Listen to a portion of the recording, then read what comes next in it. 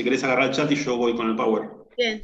Yo quería decir algunas cuestiones introductorias, pero por ahí las dejo para cuando se vayan incorporando más, ¿no? Sí, hay 43 nada más. Por eso.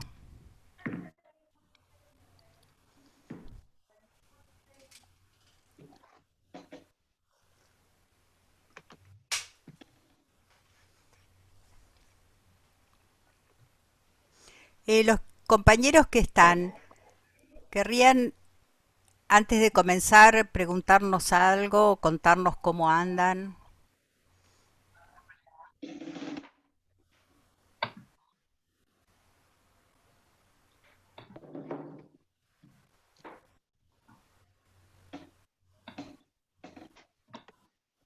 Yo estuve leyendo el texto de Ticio Escobar y la verdad que no estoy entendiendo mucho.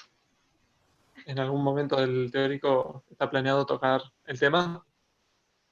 Y hoy va a ser todo ticio, Ah, bárbaro, genial. así que, pero inclusive con ciertas estrategias, como él dice, pero en este caso ciertas estrategias de lectura, para que después vuelvan sobre el texto, porque es cierto que es un texto complejo, pero tiene como una columna vertebral. Y me parece que por ese lado podemos ir estructurándolo.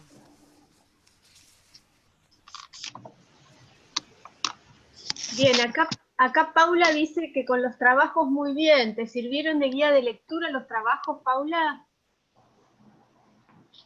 Activa el micrófono, que la estamos viendo. Ah, no tenés. Bueno, dice que sí. Paula, que hizo con la manito también, que los trabajos prácticos le sirvieron de guía de lectura. Eso quería preguntar, Gabriela. Nosotros subimos hasta el trabajo práctico 5, ¿verdad? Hola. Sí, subimos todos los trabajos prácticos de la unidad. Perfecto. Y ese es como un camino, voy adelantando parte de lo que quería decirles, que cada uno tiene un método obviamente de trabajo, ¿no? Y yo pienso que en eso nos tenemos que respetar.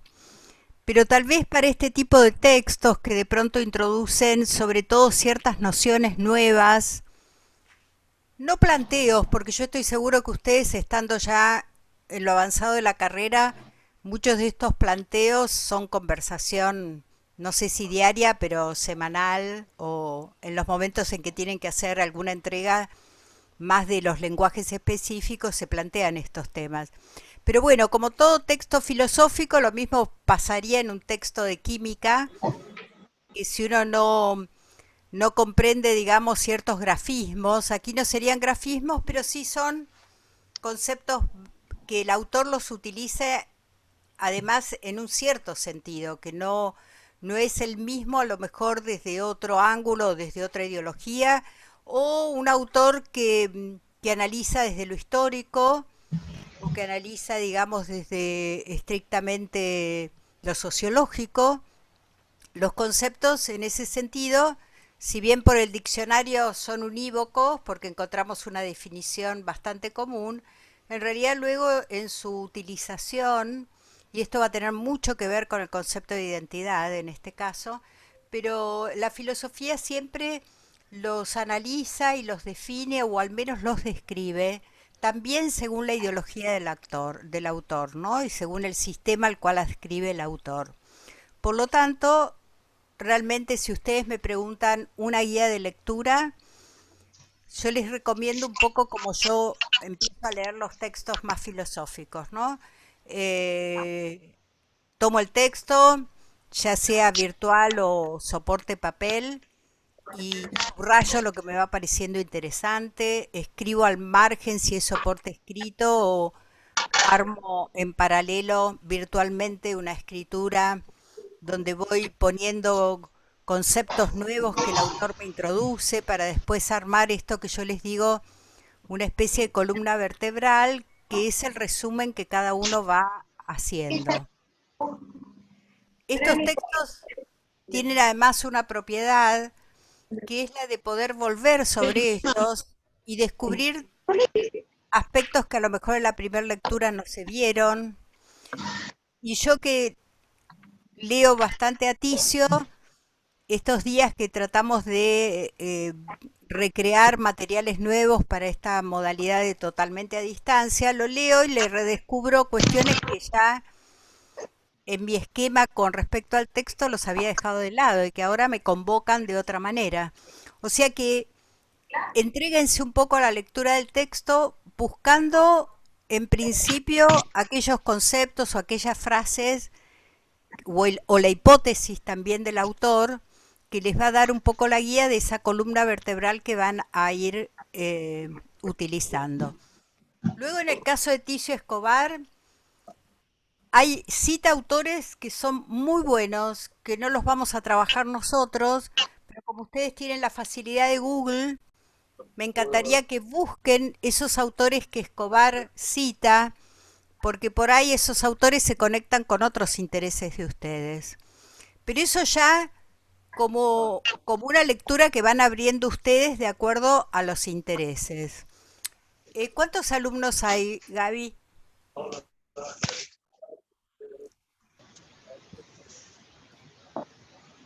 90, Perdón, Moni. 90, ya hay 90.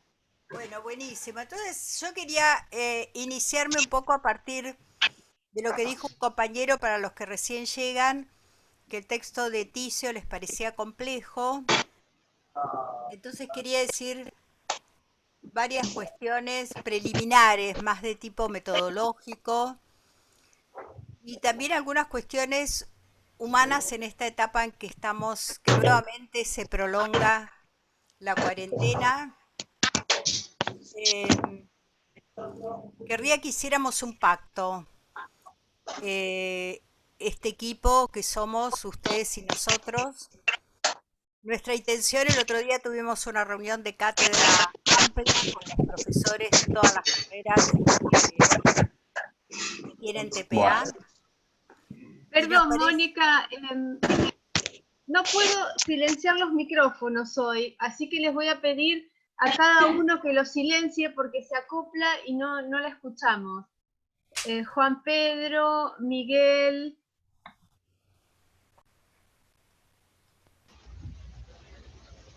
Mónica, no te escuchamos ahora. No, porque dejé de Ahí. hablar. Listo. Bueno. Falta el de Juan Pedro y estamos. Y el de...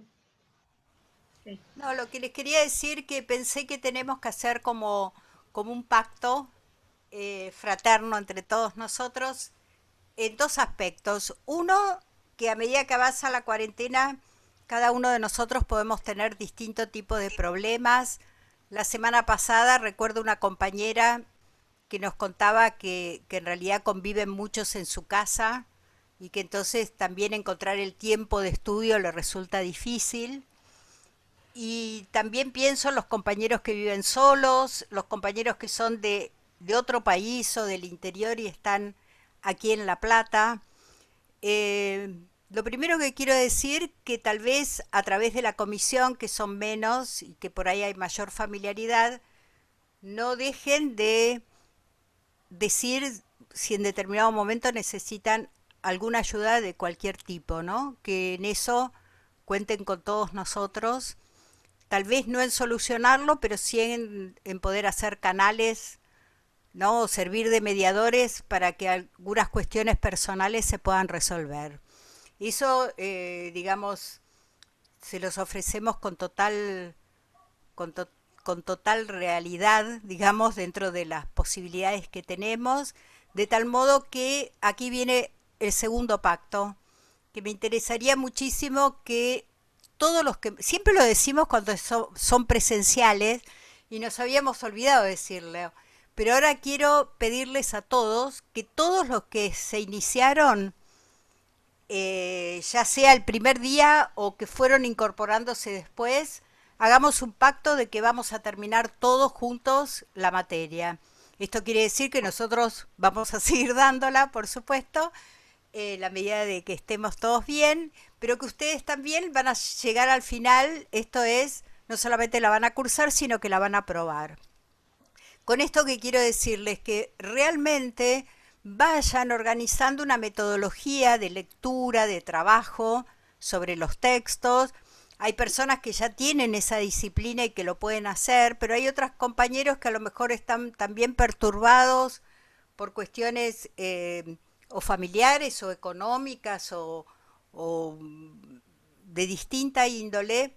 Bueno, nosotros queremos apoyarlos en ese sentido a que una vez por semana se metan en los textos, porque ya estamos planificando, que todavía no les podemos decir nada porque en realidad lo estamos pensando, pero ya estamos planificando un primer parcial que eventualmente tuviéramos que continuar hasta julio, que todos podamos hacer que todos ustedes, mejor dicho, puedan hacer un parcial en estas condiciones a distancia. Y que bueno, en el caso de nuestra materia se presta obviamente mucho más que a lo mejor un taller específico a la altura de la carrera en la que cada uno de ustedes está, que en cuarto año ya hay ciertas especificidades de prácticas que requieren tal vez otras herramientas que a distancia no se pueden tener. Pero en el caso de nuestra asignatura realmente puede haber un trabajo de elaboración, un trabajo donde podamos evaluarlo y donde ustedes desde sus casas puedan hacerlo. ¿Por qué les adelanto esto? Para que piensen que en realidad, si bien nos estamos conociendo, es una etapa de aprendizaje, es una etapa que también va a tener evaluación y que por lo tanto la continuidad va a tener resultados, no va a ser solamente como si uno estuviera en una sala de lectura, que por momentos es grata, pero que no sabemos después si va a seguir o no. Lo nuestro va a seguir presencialmente cuando se pueda y si no, absolutamente a distancia, con la posibilidad de que ustedes hagan, digamos, las evaluaciones que necesitan para poder aprobar la materia. Bueno, esto me parecía muy importante decírselos a un mes y una semana de haber comenzado. Y otra cuestión que les quiero decir y que acá Gabriela les va a explicar bien. La semana pasada, ¿está Celeste? La compañera Celeste. Sí, acá estoy. Celeste, me gustó mucho cuando hice toda la síntesis de las intervenciones de ustedes del lunes pasado. Celeste, cuando decíamos que teníamos material complementario, en un momento dado Celeste nos puso un freno muy bueno y dijo, menos es más, en el sentido que por ahí tampoco los abrumemos de tantas cuestiones. Pero miren, yo quisiera que hicieran como un itinerario. Ahora Gabriela va a volver a explicar dónde están subidos bien todos los textos, pero yo quiero que privilegien de este modo. Primero, lectura de ustedes del texto, con los subrayados que les parezcan, con las páginas que no entienden, con un signo de pregunta, pero una lectura primera. Luego tienen resúmenes. ¿Se acuerdan que yo llamé a algunos recorridos que son en PDF, donde ahí hay como una columna vertebral del texto? Tienen trabajo práctico, donde en el trabajo práctico ustedes mismos se van a dar cuenta que ponemos el acento en lo que de alguna manera nos interesa del texto, no en todo el texto. Eso vieron que aparece mucho en el texto de praxis, que es un texto que dice muchas cuestiones respecto de la práctica, pero nosotros a los efectos de nuestra materia simplemente privilegiamos algunos conceptos que nos parecen claves. Luego vienen muy bien, y esto es un descubrimiento al menos en mí nuevo, gracias a la capacitación, las audiocápsulas, que son cortitas, que yo elaboré bastante, sobre todo también en función de las preguntas de ustedes, de la clase del lunes 6, contesté algunas cuestiones de praxis, algunas cuestiones de Nelly Schneid. Después Mariana Di Vitetti también subió audiocápsulas,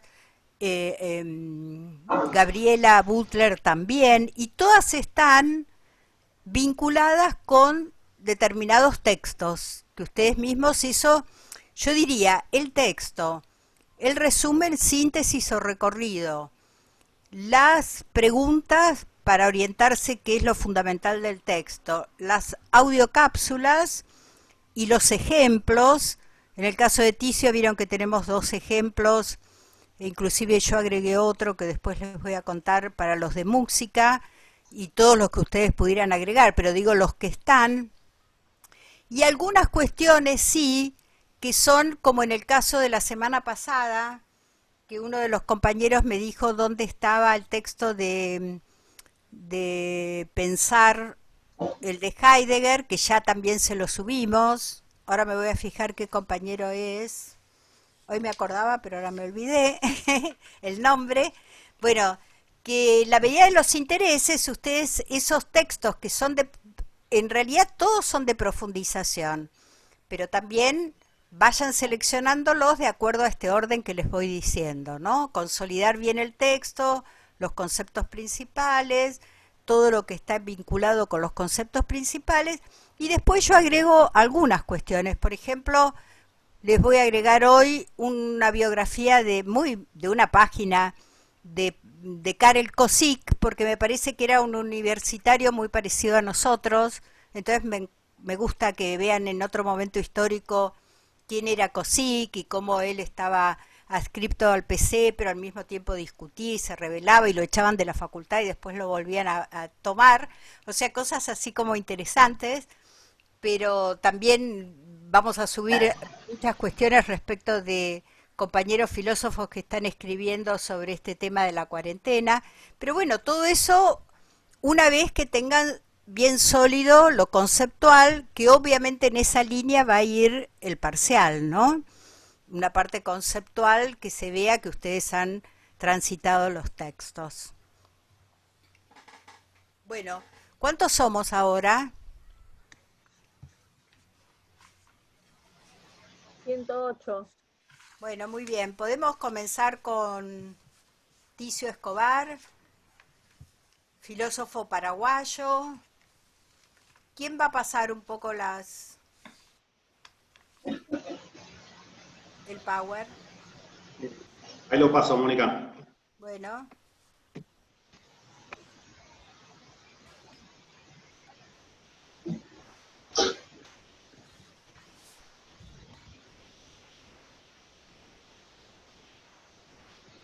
Bueno, acá volvemos, ¿se acuerdan? Estamos siempre en el mismo power de la unidad 1, pero lo vamos engordando. Esta vez, que ya lo tienen ustedes, creo, porque lo subimos la semana pasada, fuimos colocando cuestiones vinculadas con Ticio, y hoy ya también hemos subido algunas referencias vinculadas con el texto que sigue, que es el de Nelly Richard. Bueno, en este power que siempre aparece la primera página donde están los conceptos claves de esta unidad 1, que a mí me gustaría que cuando hagamos el repaso, cuando terminemos la unidad 1, volvamos sobre esto y veamos cómo cada uno de ustedes lo puede explicar. Aparece esto que habíamos comenzado con pocos alumnos la semana pasada, la identidad. Esta sería la hipótesis de Ticio. Para el compañero que hoy decía, bueno, no me quiero, me desorienta un poco el texto, o me parece complejo, lo que va a tratar de desarrollar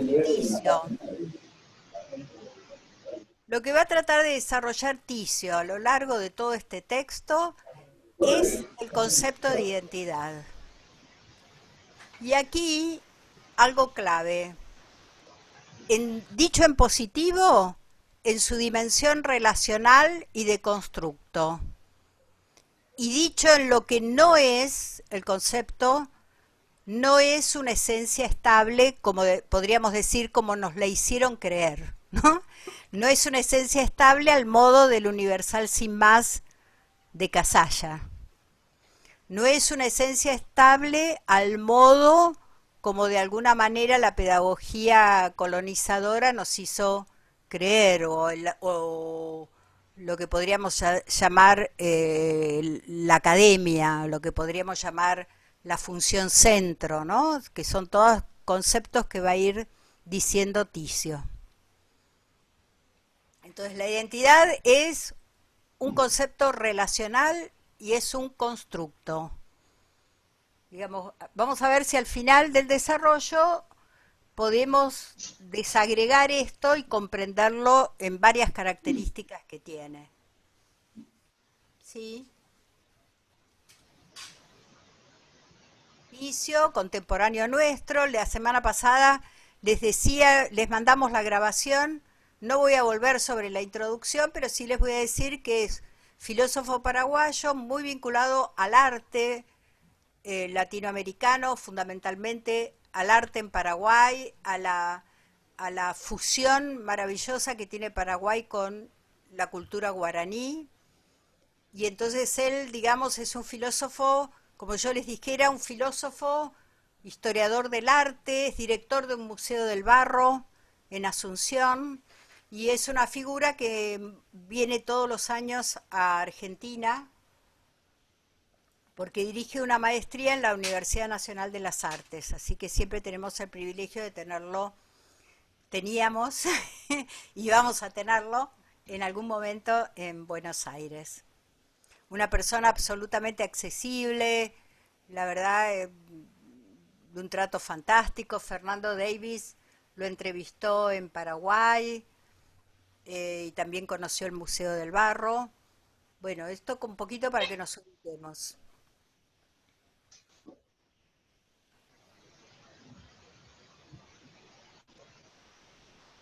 Bueno, fíjense lo que dice Ticio hace 10 años, ¿no? Pero creo que no lo hemos resuelto este tema.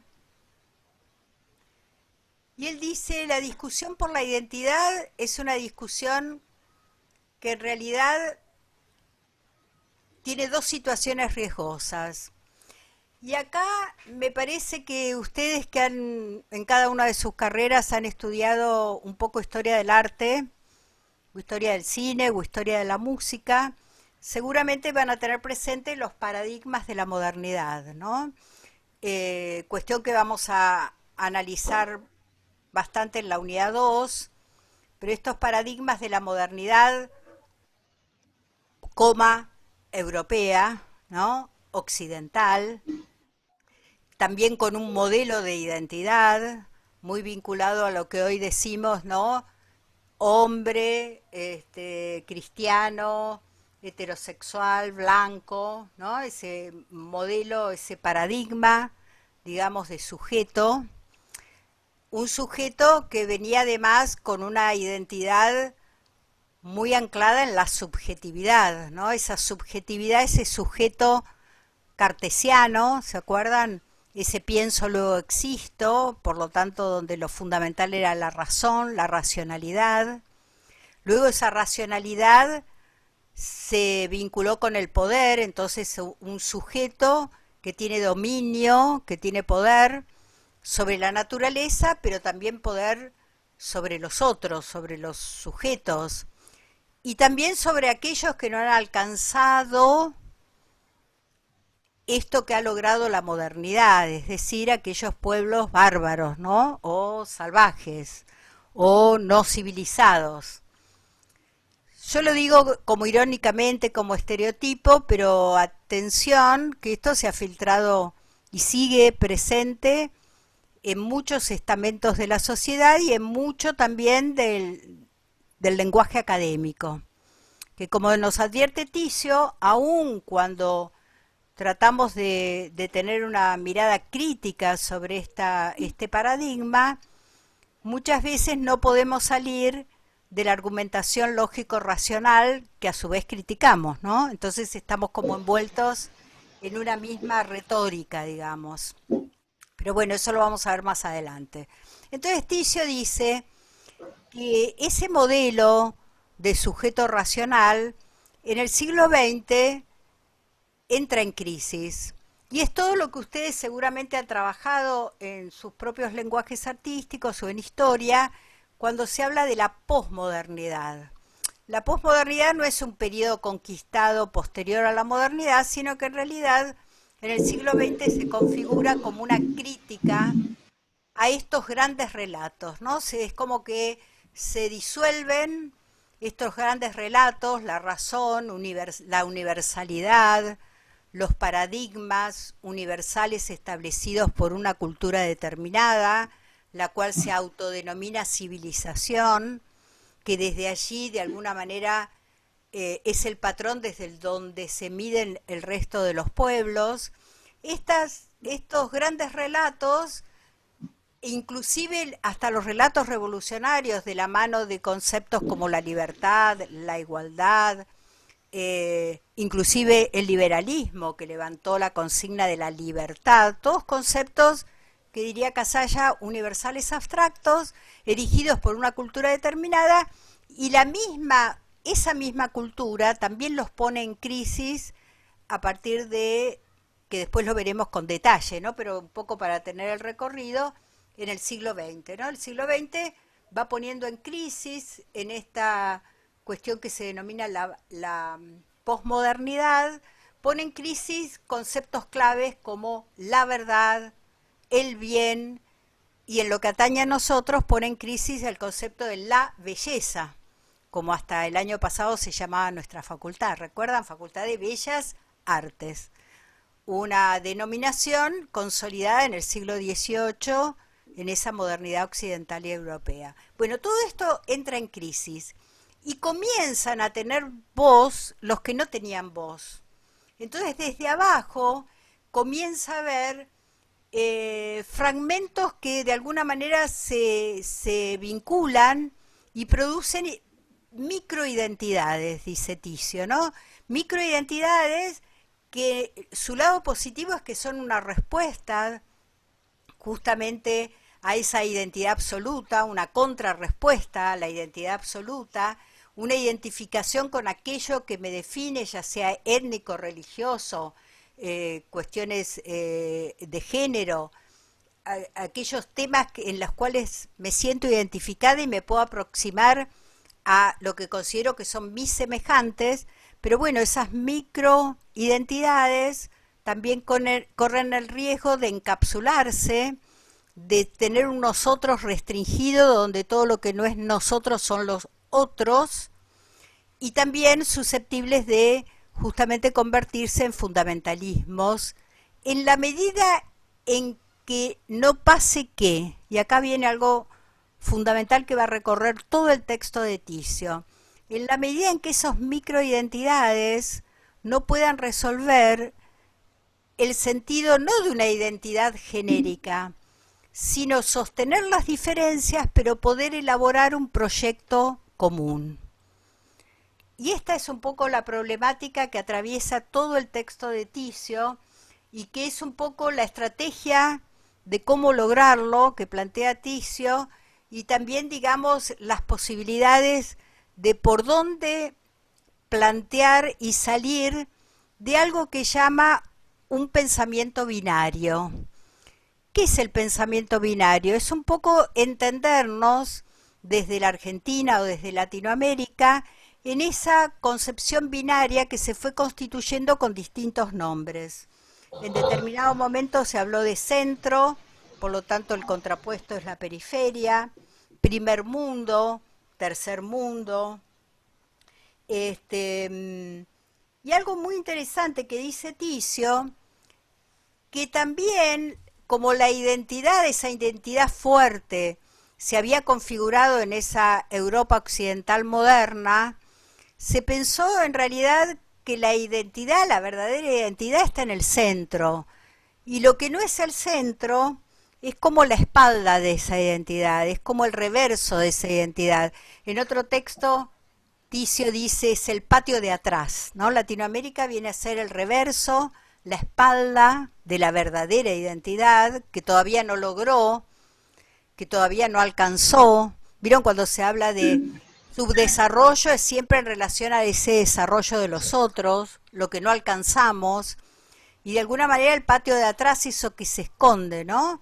Eso que Kusch llama, con ese concepto tan complejo como es lo tenebroso, ¿no? Lo que de alguna manera se oculta, porque todavía no está civilizado, podríamos decir, desde otro contexto.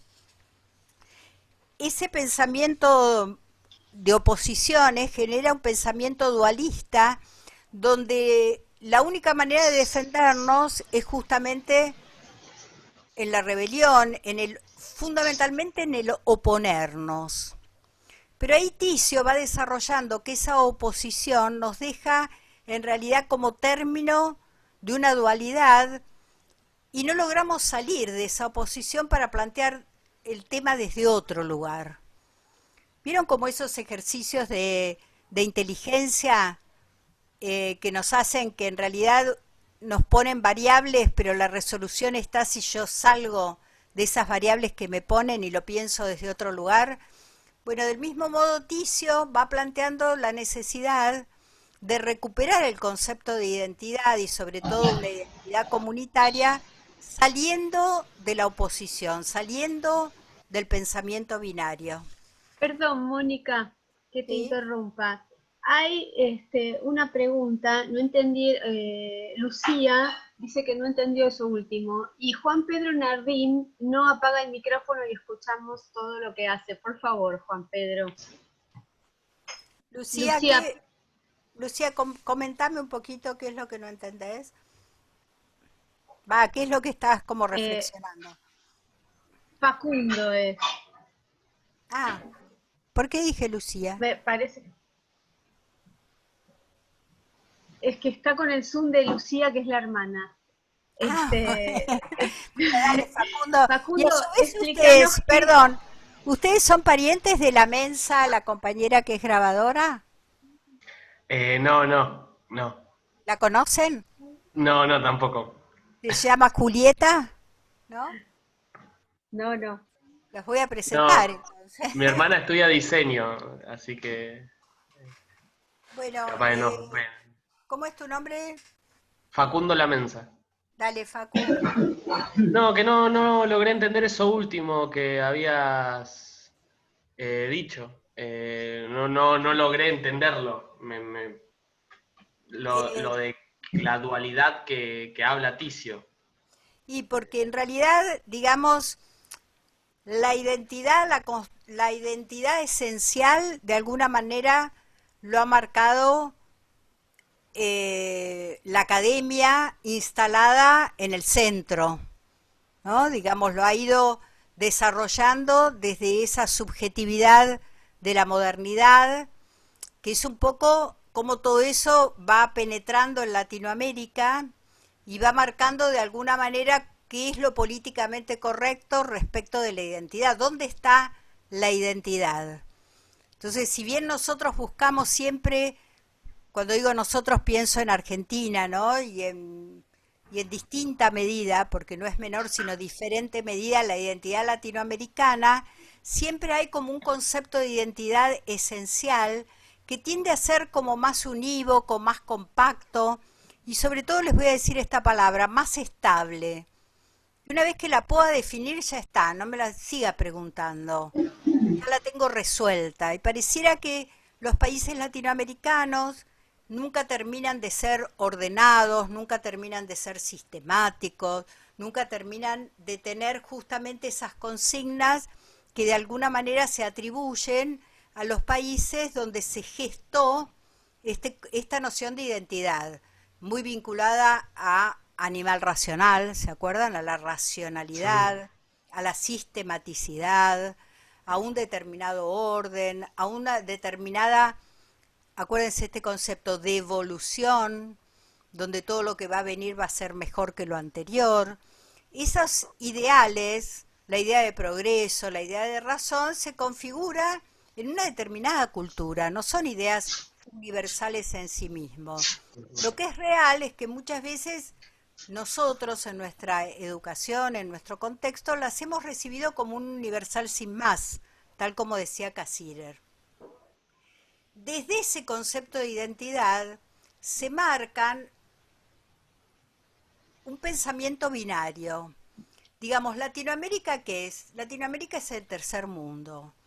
¿Qué es Latinoamérica respecto de la tendencia, ¿no? De la configuración académica? Y es la periferia, ¿no? Entonces se habla centro-periferia, tercer mundo, primer mundo, tercer mundo, norte-sur. Fíjense qué atrevidas que resultan las propuestas sur-sur o inclusive el UNASUR, como vamos a ver más adelante, digamos, propuestas que salen de ese canon. Entonces Ticio, me gusta mucho que reparen que empieza a poner ciertos conceptos que se usa mucho hoy en arte, como es la noción, miren, descentramiento, desplazamiento, deslocalización. Otro concepto que lo usamos mucho justamente en los planteos feministas, deconstrucción. Y a su vez, operaciones justamente reconstructivas, de reconocimiento. Ahí que empieza a plantearnos Ticio, ver si podemos romper esta dualidad que nos coloca siempre, hasta inclusive en el diálogo, en el mismo lugar de la demanda, porque no es que los países centrales o donde se detente el centro, que ya a veces no es un país, sino que es un imperio, como decía el autor de Imperio, ¿no? Sino que está en un no lugar, pero es donde se detenta el poder, sobre todo también económico. Lo que nosotros en arte vemos las tendencias, de acuerdo al lenguaje, la tendencia la podemos poner más fuerte en determinado país y no en otro. Todo desde donde se determina, de alguna manera nos ubica en ese lugar de receptáculo, desde donde de algún modo nos evalúan.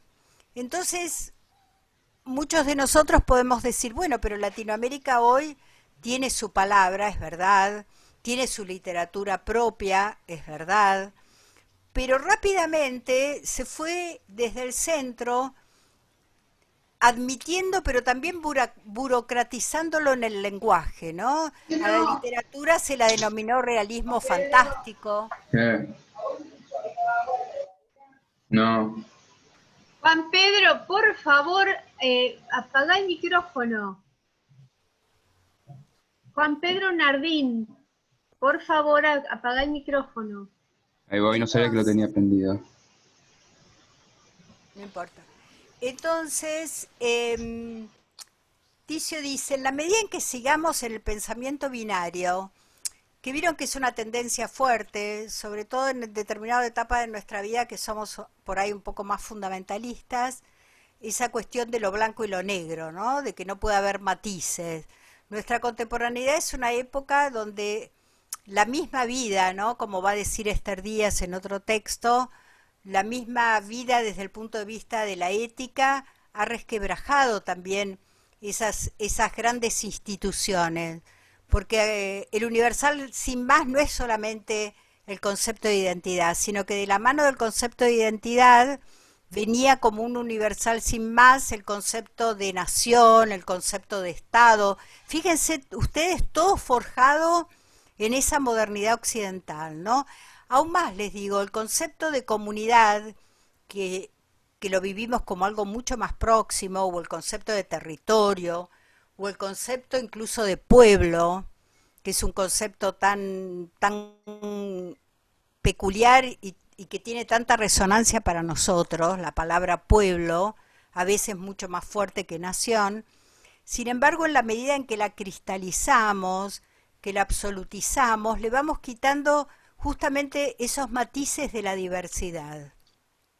Entonces, nuestro tiempo, ¿qué ventaja tiene? Que al entrar en crisis, esas nociones instituidas, que también ocurrió en el arte, ¿no? Después en otra unidad lo vamos a ver, ¿no? Esa institucionalización del arte, esa institucionalización de las instituciones mismas, y esa crisis en la que han entrado aquellas instituciones como puede ser la familia, como el cuestionamiento también al Estado, que es desde la mirada liberal, pero también desde muchas miradas siempre hay como una sospecha respecto del Estado.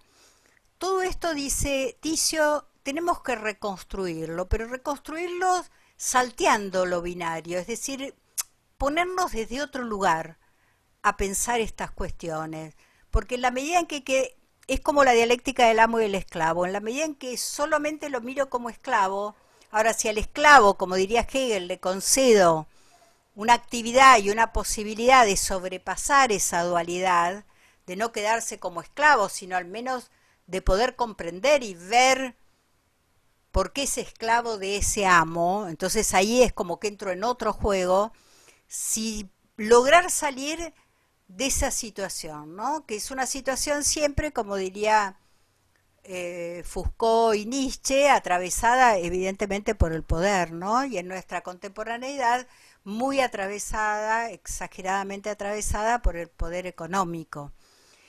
Pero no sé si con esto pudiste Mónica, vislumbrar un poquito lo que quiero decir al compañero que me hizo la primera pregunta. hay otra ahora. Sí, pero el compañero que me hizo la primera Sí, pregunta, acá estoy. la mensa, Sí, sí. ¿vamos bien? Sí, sí, sí, sí. Ah, bueno, bárbaro. Entonces él, Ticio, perdón, había otra pregunta, ¿cuál es? Gaby, Eugenia, Yo, sí, perdón, ¿me escuchan? dale, sí, te Eugenia. escuchamos, dale. Sí, no, en esto que decía que desde el centro se fue burocratizando la cultura latinoamericana. Eh, o sea, ¿qué quiere? O sea, entiendo, me puedo hacer una idea de cómo, bueno, en el centro, desde el centro dicen que se nos dejan a Latinoamérica por ejemplo, la temática o este lugar de denuncia del arte, pero ¿qué significa más burocratizar? No, no, Tipo, fue una imagen mía en el sentido de cuando algo cristaliza formalmente, pero se le quita su contenido, ¿no? La riqueza de su ah, contenido. En claro, realidad no, fue una licencia mía, no es de Ticio. no, Pero no, no, está bien, es que, ¿cómo es esto de que se le saca quise contenido? decir, quise decir como que quede solo la cáscara, lo formal, y no el sentido o el significado, ¿no? Está bien. Desde donde, porque es muy legítimo que ¿cómo no vamos a llamar esa literatura maravillosa de García Márquez, ese realismo fantástico, ese darle voz a una ficción, pero que en realidad García Márquez después en su discurso de cuando le dan el premio Nobel dice, atención, poco le tuve que pedir a mi imaginación, esa realidad compleja, esa es la realidad de Latinoamérica. Se toma ese recurso y de alguna manera, esto ha pasado mucho en el arte, se insta a tener que cumplir con la tendencia. No solamente la tendencia tal como está marcada, digamos, en aquellos, cada uno de nosotros tenemos presente qué país o qué institución nos sirve de alguna manera de tendencia, lo cual está bueno, a ver cuáles son las tendencias actuales, ¿no? En la composición o cuáles son las tendencias actuales en la realización o cuáles son las tendencias actuales. No es a eso lo que apunta Ticio, porque Ticio justamente va a decir que la construcción se hace en todo lo que es esta reconstrucción, ¿no? Esta posibilidad de poner frente a sí todas las tendencias, pero ahí surge algo muy interesante, es desde nosotros apropiárnosla, en el sentido de ver qué de eso sirve para las intencionalidades, y aquí los remito a Kush, ¿no? Para la propia estrategia, qué de eso que de alguna manera se erige como representativo nos sirve a nosotros. Por otro lado, cuando de alguna manera hay concursos o hay una mirada, digamos, de los grandes centros del poder respecto de nuestras realizaciones, a veces se espera que repitamos, cual una copia de nosotros mismos, aquello que ha estado consagrado. Y nosotros también estamos, porque obviamente queremos desde distintos lugares entrar en el circuito, estamos atentos a esas tendencias y a un poco a dar respuesta de aquello que se espera de nosotros. Pero ¿somos solamente eso o justamente nuestras realizaciones están en permanente reconstrucción? Porque nuestra identidad tampoco está congelada. Nuestra identidad, como decíamos la otra vez, es el tango, pero no es el tango congelado de las primeras orquestas. Es un tango que eligen hoy tal vez los nuevos realizadores con una serie de incorporaciones que también son foráneas, porque el tema de la identidad no es que me cierro y entonces solo escucho acordes que tengan que ver con un determinado momento histórico. Ahí lo estaríamos congelando nosotros, ¿no? Ahí le estaríamos quitando significación y sentido. Por eso en realidad el desafío que nos presenta Ticio es mucho más complejo e inseguro que tener una identidad ya construida, ya socialmente aceptable, ya políticamente correcta, ¿no? Como nuestros compañeros que se animan a elegir su sexualidad, obviamente que es infinitamente más doloroso en determinados momentos, más costoso, hay que decir no a determinadas cuestiones y decir sí a otras, hay que animarse, pero evidentemente por ahí va la construcción de la identidad, no digamos una identidad puesta, ¿no? Como si fuera un uniforme que de alguna manera, bueno, que ha sido, muchas generaciones han vivido lo que era políticamente correcto en ese momento y han tenido la imposibilidad de ser quienes querían ser, ¿no? En varios aspectos de la vida. Aquí Ticio va haciendo un recorrido muy interesante con respecto a lo que él llama identidades macro. Él parte de las microidentidades que son logros, porque han sido la rebeldía, la rebelión, la oposición a una identidad única, marcada desde afuera. Podríamos decir, esta es una licencia mía, correcta, ¿no? Las microidentidades se han revelado, se han unido a aquellos que se sientan pares y se han consolidado. Ahora Ticio dice, bueno, una vez consolidadas, ¿cómo hacemos para que sin perder su identidad se vinculen en un proyecto común?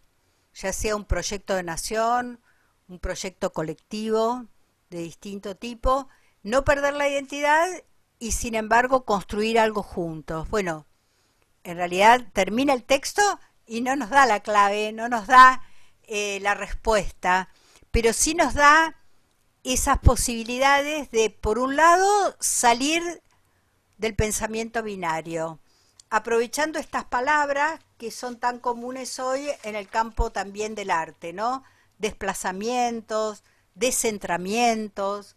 ¿Vieron cuando decimos justamente la posibilidad de los lenguajes mixtos, ¿no? Los recursos multimediales, la posibilidad de espectáculos donde se conjuguen distintos lenguajes? Bueno, esto también en el campo, digamos, de la identidad, ser capaces de salir de esa coyuntura de un nombre propio y estable, ¿no? La identidad es dinámica, la identidad es coyuntural, una palabra que en el texto de Nelly Richard vamos a ver que se repite, ¿no?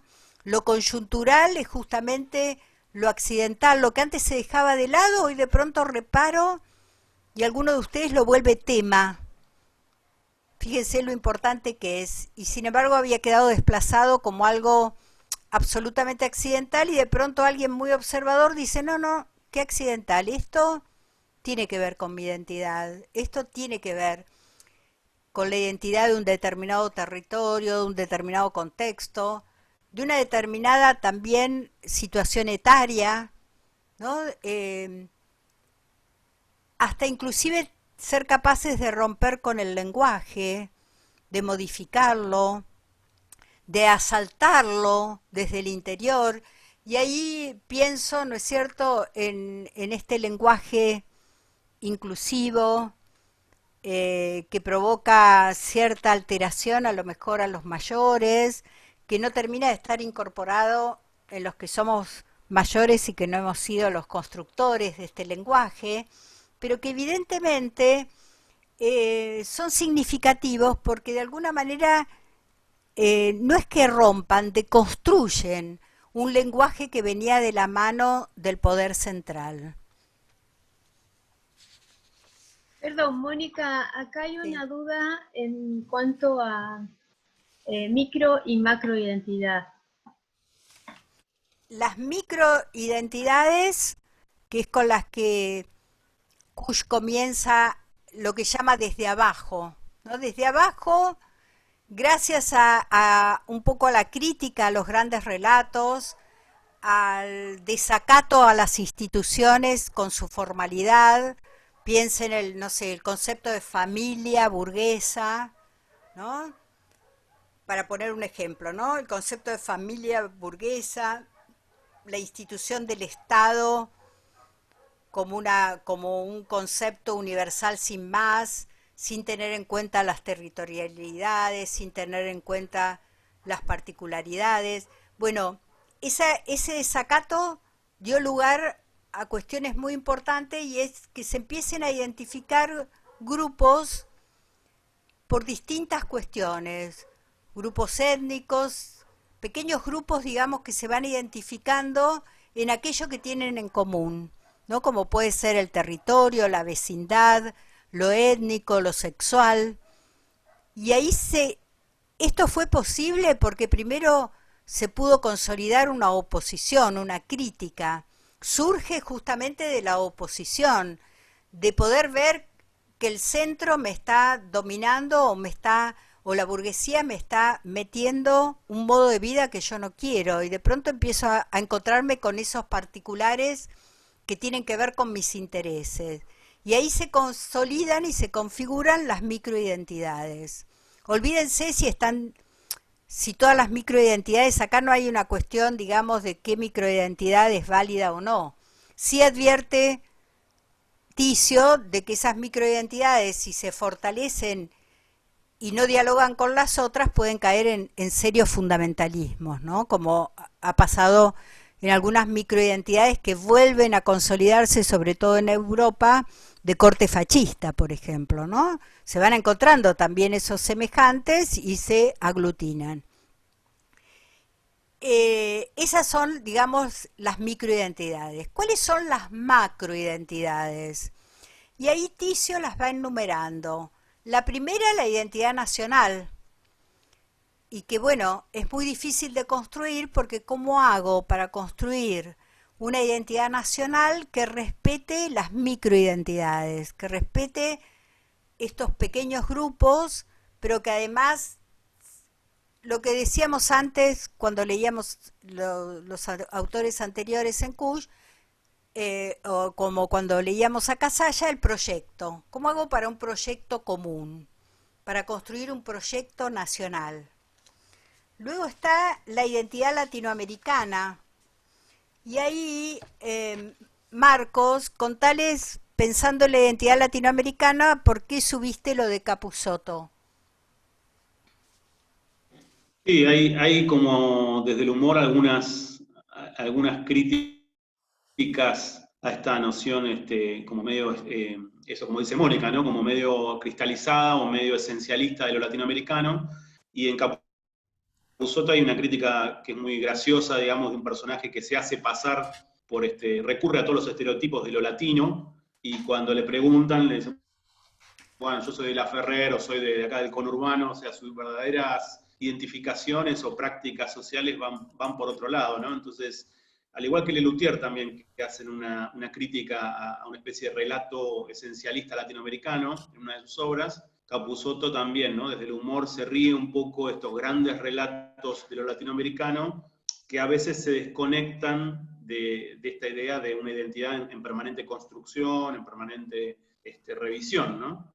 Que es un poco lo que plantea Ticio. Así que es algo ligado al humor, ¿no? A un humor crítico de los estereotipos, que fue un tema también que hablamos, creo que con Casalla, a veces la identidad llena de estereotipos y de cosas que ya no tienen vigencia o no tienen actualidad o no son identificaciones del presente, ¿no? Dice Ticio, el estereotipo del híbrido latinoamericano, por ejemplo el macondismo de Gabriel García Márquez, o el Frida Kahlismo mexicano, ¿no? A partir de Frida Kahlo, digamos, como valorado como lo exótico, y como además vieron que siempre decimos, bueno, tal lugar hace tango for export para los turistas. Si yo soy consciente de que eso es un estereotipo que lo pongo en vigencia, como cualquier país del mundo frente a los turistas pone en vigencia estereotipos que los identifican, está todo bien. El tema es que no nos la creamos, es decir, que no creamos que esa es nuestra máxima representación, ¿no? La semana pasada yo les decía como la canción de Argentinidad, ¿se acuerdan la canción de cómo era Argentinidad al mango, ¿no? Donde aparecen todos los estereotipos que podríamos todos nosotros desarrollar. El palo. Al palo, exactamente. La argentinidad al palo, todos esos estereotipos que evidentemente nos sirven para una representación, nos sirven también, vieron este artista plástico López, que hace una reconstrucción de la última cena, pero en realidad es una comida, es un asado. O sea, búsquenlo, que está muy bueno, porque bueno, utiliza justamente la representación de la última cena, pero la pone en función, digamos, de lo que sería un asado para nosotros hoy. Entonces, digamos, juega con el estereotipo, pero al mismo tiempo introduce un desvío, ¿no? Introduce algo que tiene que ver con lo nuestro.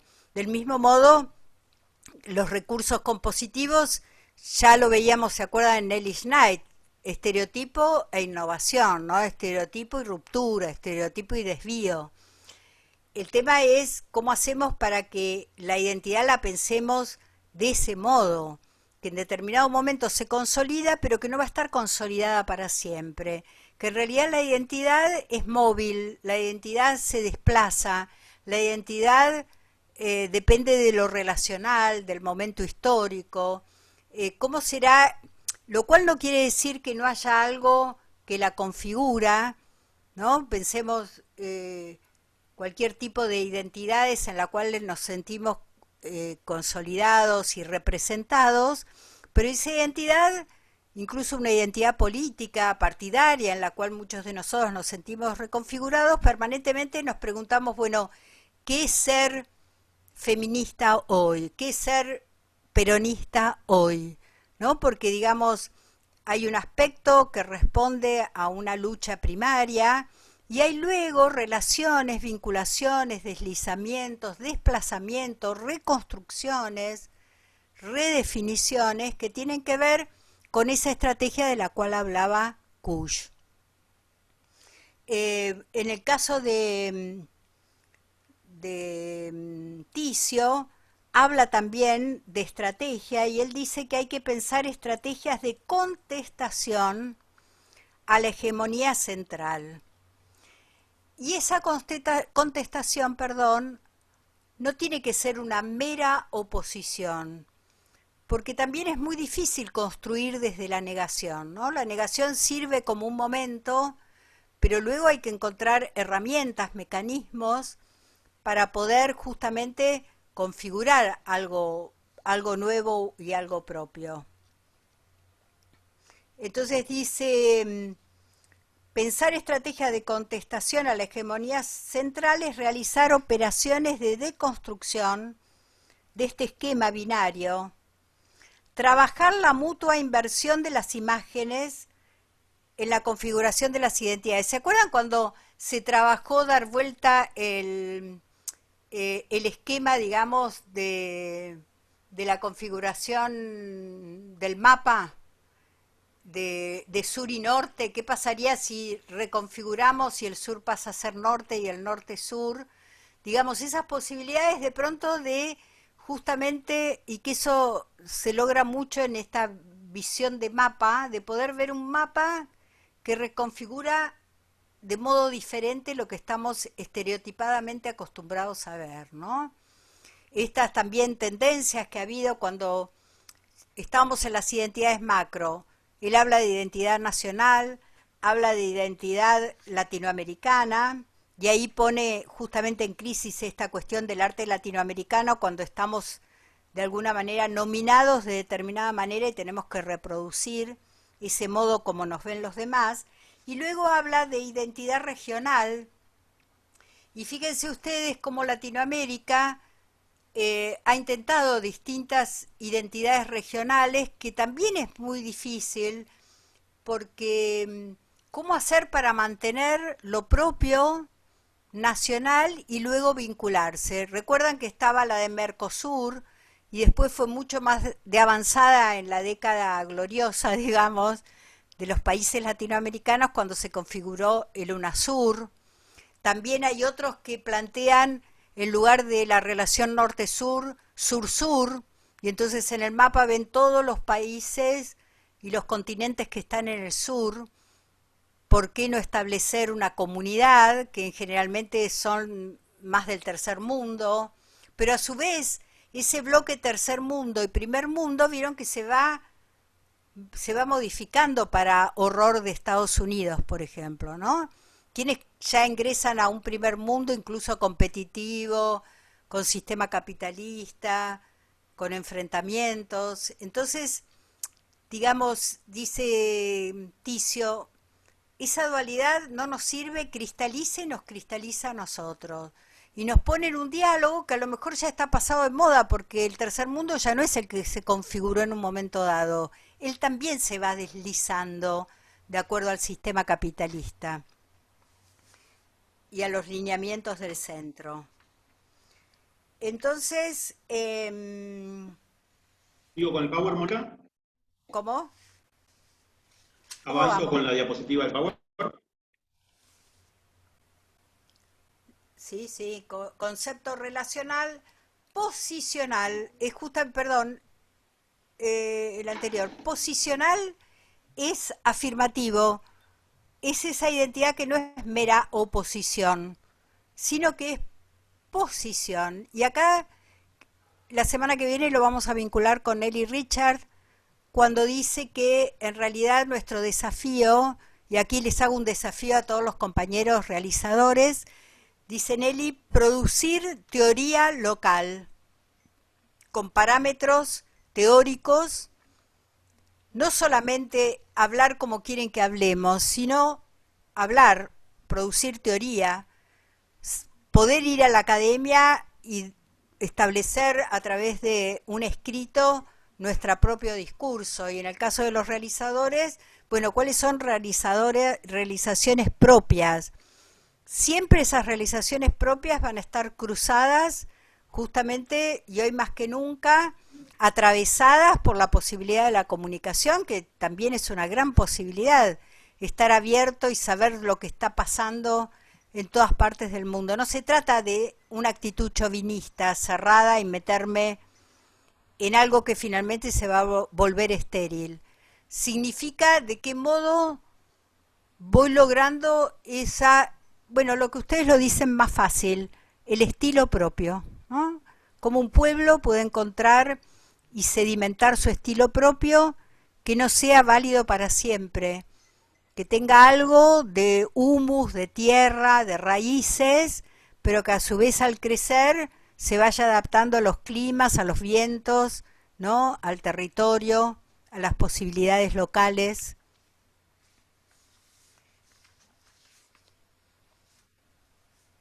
Dice Ticio, comprender lo latinoamericano a partir de posiciones propias, variables, determinadas por intereses específicos. Lo que viene del norte, ver si conviene o no al proyecto propio. Las políticas de una identidad unívoca suelen bloquear las líneas de fuga y ruptura capaces de desatar. Dice, en lugar de un objeto eficiente, miren la palabra que utiliza, un objeto tenue, pero tenue en el sentido de flexible, de abierto, no tenue como temeroso, sino tenue en el sentido de que está abierto y flexible, pero al mismo tiempo tiene un basamento, ¿no es cierto?, una raíz. Bueno, acá ustedes ya han leído, y hoy lo hemos citado bastante, a Casalla con el concepto de proyecto, ¿no? Y otra cuestión que también me interesaba decirles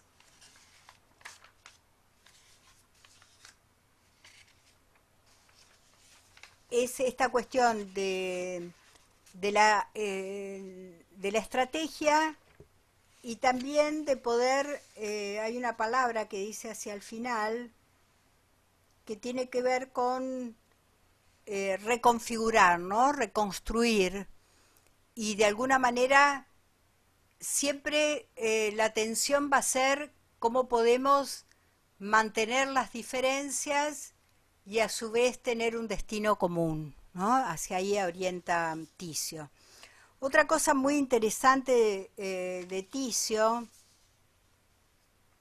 que esto yo lo querría en un encuentro desarrollarlo con ustedes, que tiene que ver con cómo el sujeto ese central, ese sujeto racional, ese sujeto cartesiano, ese sujeto moderno, ¿por qué sobreviene la crítica? Sobreviene, como diría Nelly Schneid, a partir de ciertos desarrollos cognitivos, científicos, que ponen en crisis ese sujeto racional consciente, ¿no?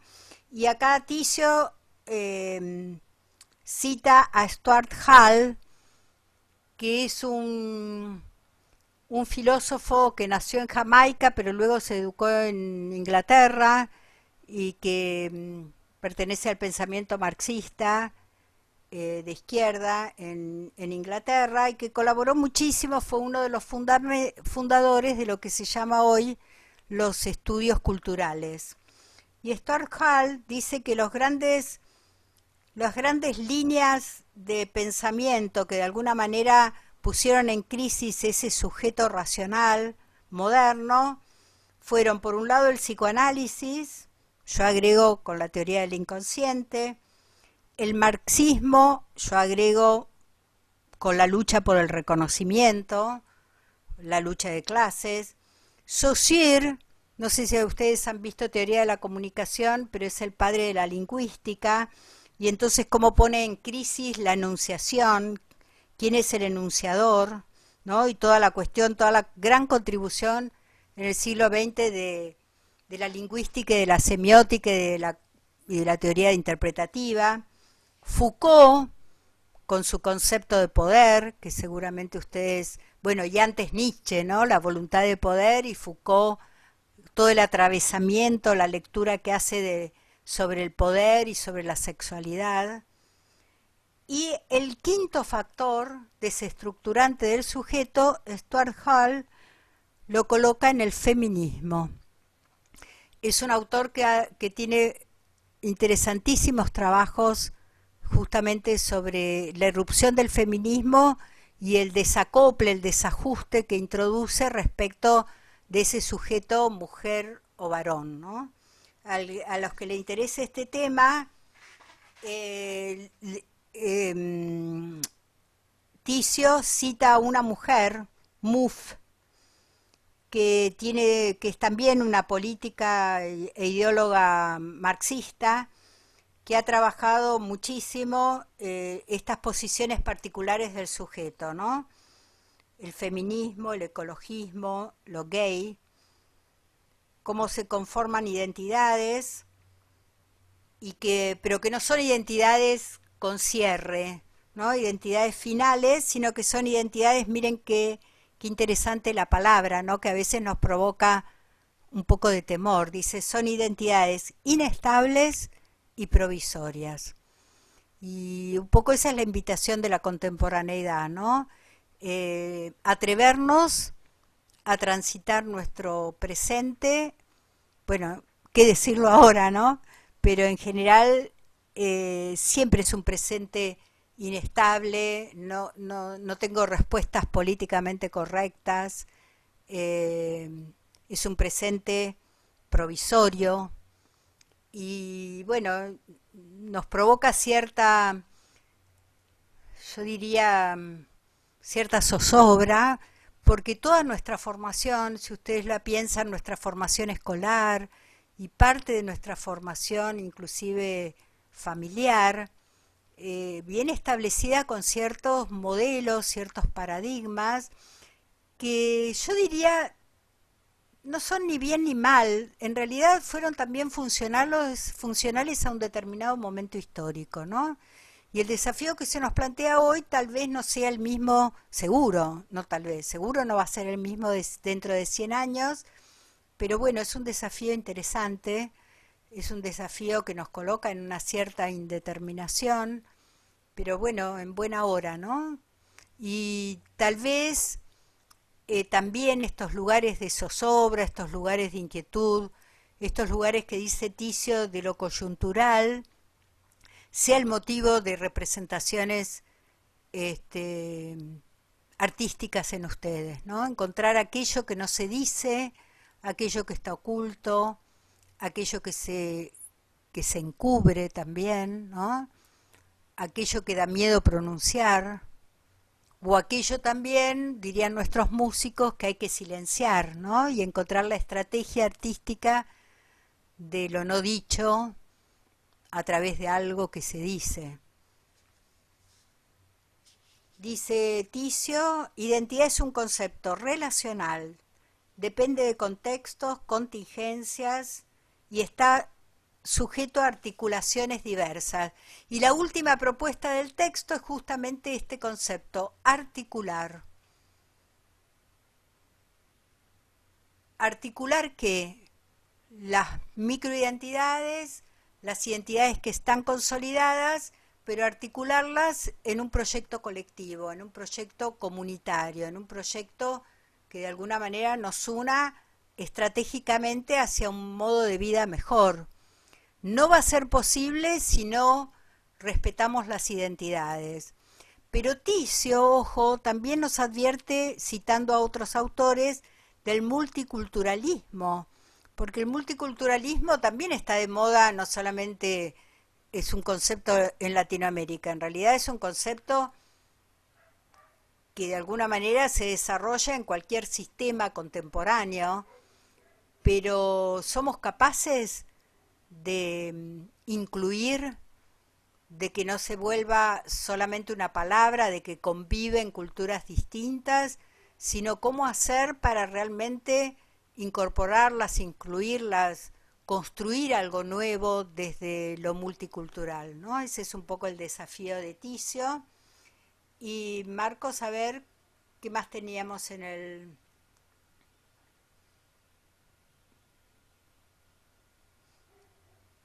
Es decir, de las microidentidades, Ticio va a recorrer las identidades macro, que son la nacional, que son la identidad latinoamericana, la territorial, hasta inclusive la identidad global. Vieron que él habla de esa identidad global, que en realidad es nuevamente una identidad hegemónica. Y cuando leí ayer lo de identidad global, pensé esas representaciones que vienen hoy de la mano, porque él dice, la identidad global es una construcción que viene de la mano justamente de los medios masivos de comunicación. Y pensaba, no sé si ustedes están familiarizados con los youtubers, pero alguna vez fíjense qué línea ideológica se baja desde el youtuber, ¿no? Bajo un aparente justamente deslizamiento y apertura. Es muy interesante ver cómo me gustaría proponérselo a los compañeros de multimedia, ¿no? Un análisis de los youtubers en cuanto todo lo interesante que tiene y todo lo que pregna obviamente en su vocabulario y en su posibilidad de tener espectadores. Bueno, pero también es interesante ver qué líneas ideológicas, ¿no? Qué subjetividad en nuestro tema de la construcción de identidad, qué tipo de construcción de identidad se propicia, ¿no? Bueno, eso lo dejo abierto porque la otra vez estaba viendo un youtuber y decía, bueno, acá también se está construyendo subjetividad. La ideología global construye subjetividad, que es la subjetividad muchas veces del mercado, la subjetividad de la tendencia, la subjetividad en estos youtubers, que sería muy interesante, ¿no?, volverlo como tema de análisis. Y dice acá, bueno, aquí estamos retomando, esta es la identidad macro primera que analiza Ticio, ¿no? Como siempre está amenazada la nación por abajo con las microidentidades que queden muy aisladas y por arriba con esto que hablábamos de la globalización. Y bueno, nuevamente, ¿no?, la necesidad de reinscribirse lo nacional en contextos más complejos que impiden el cierre de sus perfiles y las fuercen a confrontaciones multiculturales y transterritoriales. con todas esas advertencias que hace Ticio, ¿no? Que sean realmente multiculturales, que sean realmente transterritoriales. Y acá veo nuevamente a nuestro Lamensa varón, que decís algo, decilo por favor.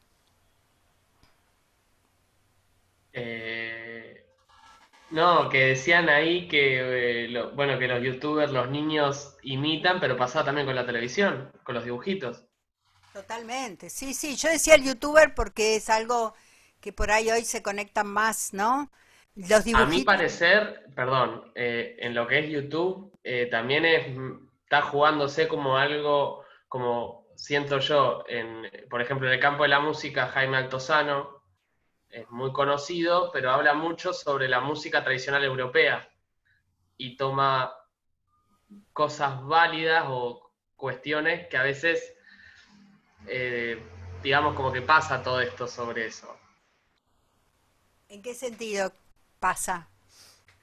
Y hay explicaciones teóricas muy, si bien son generales, a veces yo siento que a veces está hablando mucho desde el lado más europeo, más desde ese lado, y todo relacionado mucho a la música clásica, de corte europea, centroeuropea, antigua. No, no quiero decir que tampoco esté mal, pero también es como que no hay una voz, de, por ejemplo, en mi caso, de música popular, de la música popular. Hay, pero no tanto.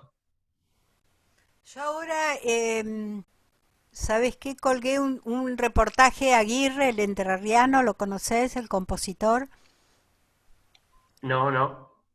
Me interesaría que lo leas o que lo lean los compañeros de música.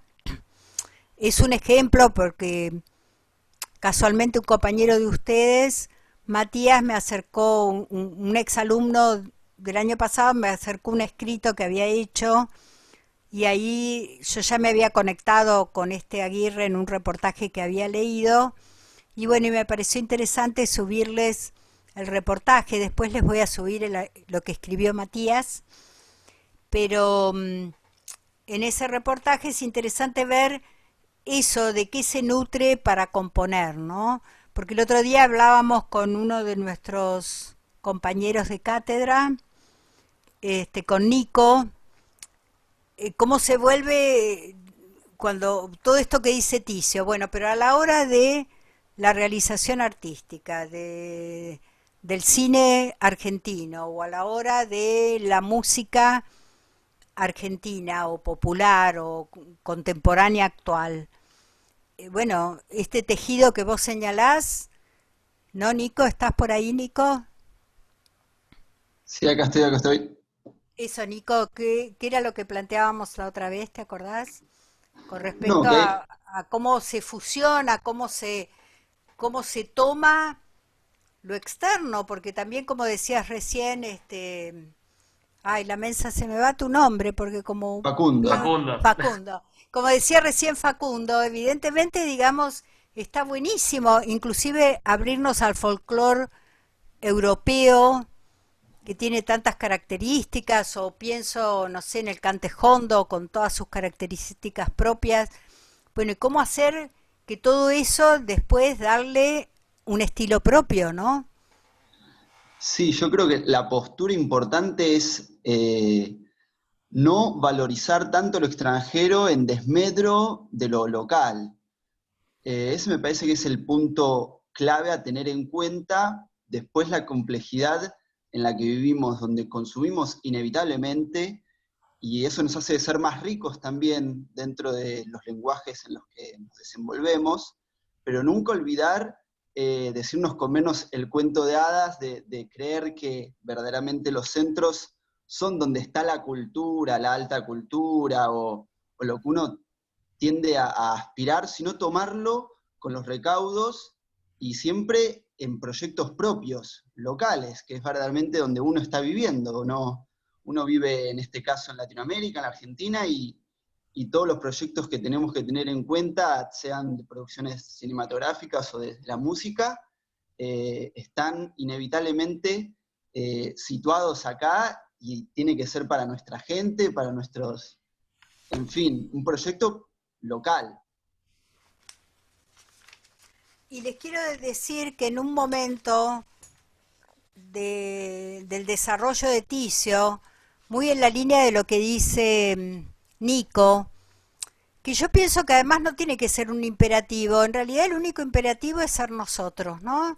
Justamente es ser esa identidad móvil que seguro que desde ahí va a surgir lo propio.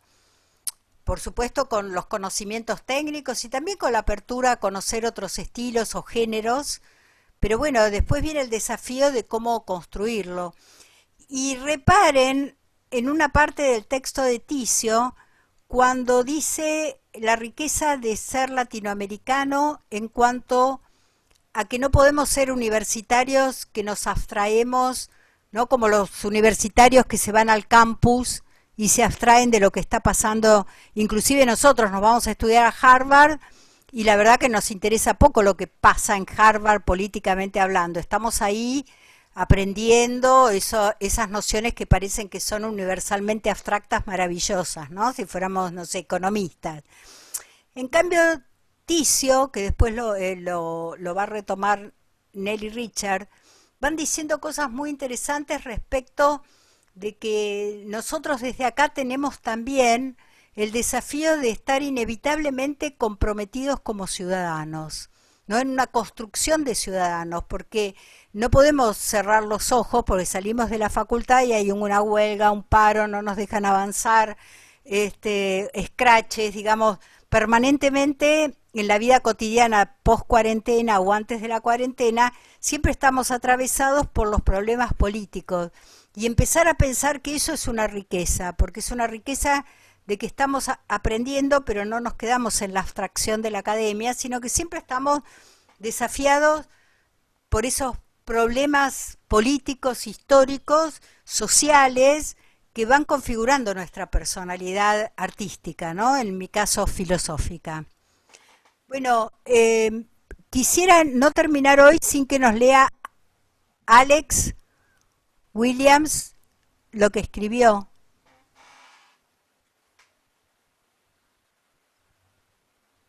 Hola, sí, acá estoy, acá estoy.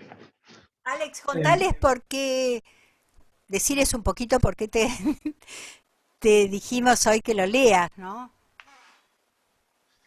Yo en el trabajo práctico número 2 había planteado un ejemplo de universalidad abstracta y universalidad situada, según el texto de Casalla. Y bueno, eh, la verdad que para mí es un ejemplo más, qué sé yo, modestia aparte, esto es un ejemplo. No es de lo Pero mejor bueno, de tu producción. No, pero Mariana le gustó mucho y después nos lo mandó. Y bueno, vamos a ir, si se animan y se atreven, nos encantaría ir escuchando siempre los lunes, que nos escuchemos también sus propias reflexiones. Así que, a ver, Alex. bueno, yo lo que propuse fue la voz, la forma de colocar la voz, la forma de emisión vocal en distintas culturas. Porque nosotros, dominados por la cultura principalmente europea, tenemos una forma bastante particular, que en comparación al resto de culturas, pero nada, nada, absolutamente nada tiene que ver. Nosotros somos prácticamente los únicos que hacemos una emisión tonal, una emisión de altura definida. Está bien, está bien. Hay muchas salvedades. Está la música hindú, por ejemplo, que es mucho más hablado, no es tanto nada. No es tanto hacer una nota, sino que la palabra importa mucho más. Y no solamente eso, sino el sistema de afinación que tiene la música hindú es completamente distinto. Colegas, colegas músicos ya sabrán, pero se caracteriza por los microtonos. Son unidades, digamos, la diferencia que hay entre notas es mucho menor a la nuestra, por definir de alguna forma así por arriba, ¿no? Después estaba, nombré la emisión vocal de los géneros folclóricos de acá.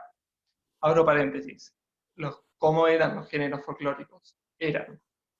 Yo entiendo los géneros folclóricos como algo más, bueno, lo entiendo yo, hay muchas personas que me respaldan, mucho cuerpo teórico me refiero, pero, en fin, entiendo como un género dinámico, permeable a cambios culturales. Ahora, en su origen, lo que pasaba era que la emisión vocal era mucho más nasal, mucho en vez de voz hablada.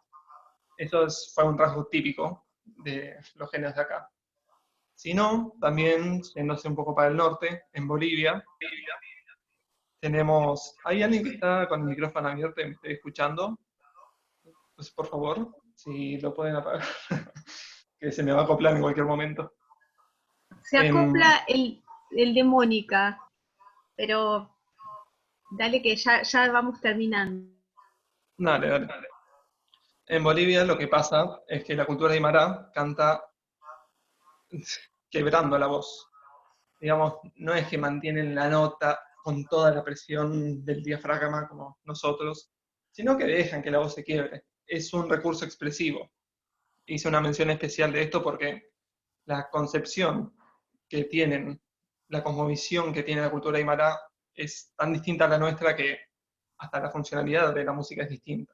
No pretenden, como la música occidental, avanzar hacia un lugar o transportarte a un mundo de sensaciones, comillas, ¿no? Sino que lo que pretenden ellos es mantenerte, estar en un constante.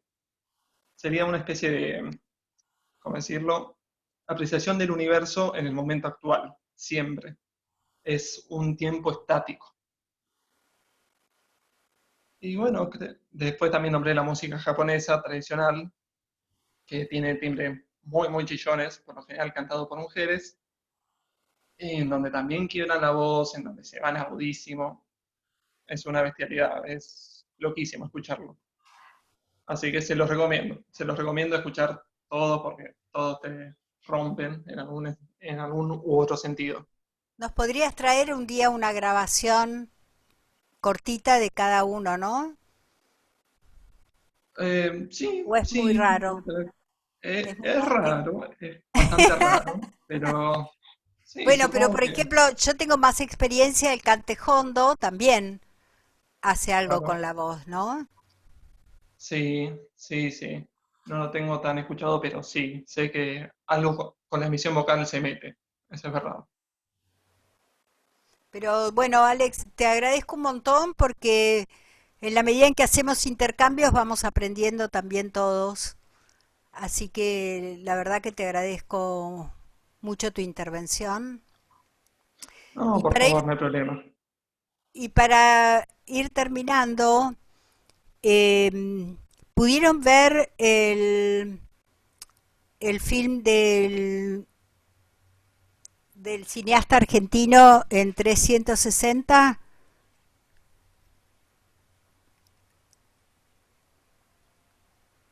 ¿Alguno No. contesta? Bueno, mírenlo porque está buenísimo. Me contaba Marcos que la posibilidad que tiene es la intervención del que lo está viendo, que podemos entrar en distintos momentos, digamos, no tenemos que ser solo espectadores, sino que también somos activos en este tipo de filmación. Y el otro día vieron el último de Rolling Stones, el video, que me parece que ahí no se puede intervenir, pero está todo filmado de este mismo modo, que la verdad me encantó, mostrando, creo que es Londres, totalmente en cuarentena. Búsquenlo porque no recuerdo ahora el nombre, algo así como Viviendo en un pueblo fantasma, pero está buenísimo el video. Marcos, ¿estás ahí? ¿Podés explicar algo de esto? Sí, era un ejemplo que lo trajimos en la carpeta de materiales de apoyo. Aparece el tráiler de esta película, que no conseguimos un link para compartirles de la película entera, pero sí del tráiler y de algunas escenas.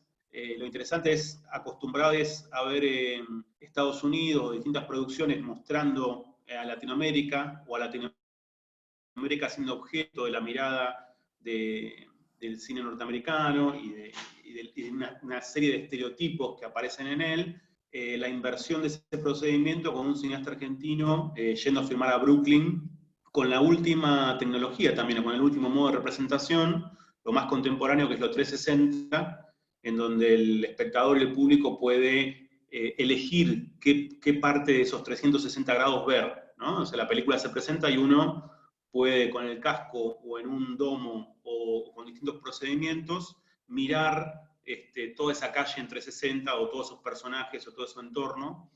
Entonces es interesante esa inversión de pasar, digamos, de las películas sobre narcos latinoamericanos o sobre una Latinoamérica totalmente estereotipada del cine hegemónico a una inversión, ¿no? El latinoamericano yendo a Brooklyn a contar esas historias, a mirar, a participar desde otro lugar, ¿no? Entonces nos pareció un ejemplo interesante, y también lo del 360 como una actualización tecnológica, ¿no? Como una especie de modo de representación bien contemporáneo en el corazón de algunos relatos en donde lo latinoamericano era un objeto, ¿no?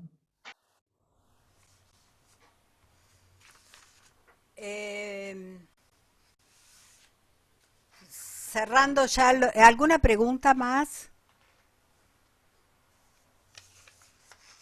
Bueno, cerrando lo de Ticio, van a tener ustedes 2 recorridos de lectura sobre el texto, pero un poco la columna vertebral que sea a partir de esa hipótesis que él formula, de pensar una identidad que se construye, una identidad dinámica, un poco al modo de praxis, ¿no? Una identidad en construcción, pero con una necesidad que es la de sostener las diferencias, que esa identidad no sea hegemónica, pero que sea una identidad compleja, que sea una identidad también provisoria, porque ¿cómo hacemos para articular las microidentidades que puedan convivir, pero que también puedan abrir la puertita para intercomunicarse, ¿no? Y para tener voz? El otro día estaba viendo en el canal Encuentro, ¿vieron esa serie del conurbano? Y yo digo, bueno, en otro momento histórico que tenga voz el conurbano, ¿no? En la representación, digamos, de Buenos Aires, bueno, ¿cómo justamente hay microidentidades también alojadas en un territorio determinado, como es el tema del conurbano, ¿no? Y es muy interesante ver cómo esas personas hablan desde el conurbano, no sobre el conurbano, sino que han tejido su producción artística, literaria, desde el conurbano. Entonces ahí tenemos una microidentidad del conurbano que justamente le da pertenencia a una serie de sujetos. Ahora, ¿cómo hacemos para que ese conurbano también se involucre con la totalidad de Argentina, o al menos con un proyecto que nos identifique, ¿no? Con un proyecto colectivo, con un proyecto histórico, con un proyecto de cómo enfrentar estratégicamente lo que nos pasa o cómo construir un mundo mejor para los que habitamos en este momento concreto de la historia aquí, ¿no? Y así como digo conurbano, está la comunidad de los compañeros latinoamericanos que vienen a vivir o a estudiar o a trabajar aquí y que obviamente se nuclean con sus grupos latinoamericanos de pertenencia, ¿no? Así como las personas del interior en la ciudad de La Plata, cada uno de ellos tiene sus centros que responden a las ciudades. Y está bueno, digamos, el tema es después cómo no me encapsulo en esa microidentidad, sino que puedo construir con otros, sosteniendo sus identidades, un proyecto colectivo. Por eso el texto de Ticio comienza con esta afirmación de que la identidad es una construcción, le va poniendo esas palabras, vayan subrayando esas palabras nuevas, en el sentido que son tan afines también son tan afines al campo del arte, ¿no? Como les decía hoy, los deslizamientos, las desconstrucciones, este actuar en lo contingente, esta identidad transitoria, esta identidad que se subleva, que de pronto, digamos, adopta distintas estrategias. A lo mejor en un momento dado es mejor callar y en otro realmente producir y hablar. digamos, cómo se va moviendo estratégicamente, y me gustó ese último concepto que desarrolla Ticio, que es articulaciones, ¿no? Se trata de lograr articulaciones. Y con el tema de identidad, vayan viendo cómo él pasa de la identidad micro a ir desarrollando las identidades macro. La primera la nacional, luego la latinoamericana, con todos lo complejo que es, que no sea solamente de oposición, ¿no? Luego la territorial, con una máxima complejidad, y luego la global, para finalmente terminar hablando de estrategias y de articulaciones. Esa sería un poco la línea que conduce todo este texto, ¿no? Y algo muy fuerte que lo estamos viendo ahora en pantalla, es esta invitación a ser ciudadanos diferentes, en el sentido de, hoy se habla mucho de lo que significa participación ciudadana, ¿no? El desafío que se presenta a las identidades sectoriales, estas microidentidades, es la necesidad de que las mismas trasciendan sus intereses particulares y sean inscriptos en la esfera pública y en el interés colectivo. Una ciudadanía como construcción histórica y contingente. Y acá algo que me parece medular, dirigido a nosotros los universitarios, con participación política de diversas identidades particulares. Una de las modalidades de trabajo final nuestro es lo que rápidamente podría llamar trabajo de campo, que es justamente trabajar en y con el territorio, ¿no? De qué modo podemos justamente no volver a la universidad como una isla, como una abstracción, como una separación del territorio, sino nosotros que en realidad vivimos en el territorio y circunstancialmente ingresamos a la universidad, ¿qué podemos hacer conjuntamente con los compañeros del territorio? Y me parece que esa tiene que ser, al menos hoy nosotros acá instalados desde la universidad, nuestra participación. De paso les quiero decir que quiero hacer público mi agradecimiento a la facultad. Realmente la facultad está dándonos todas las herramientas para que podamos mejorar día a día nuestra comunicación con ustedes.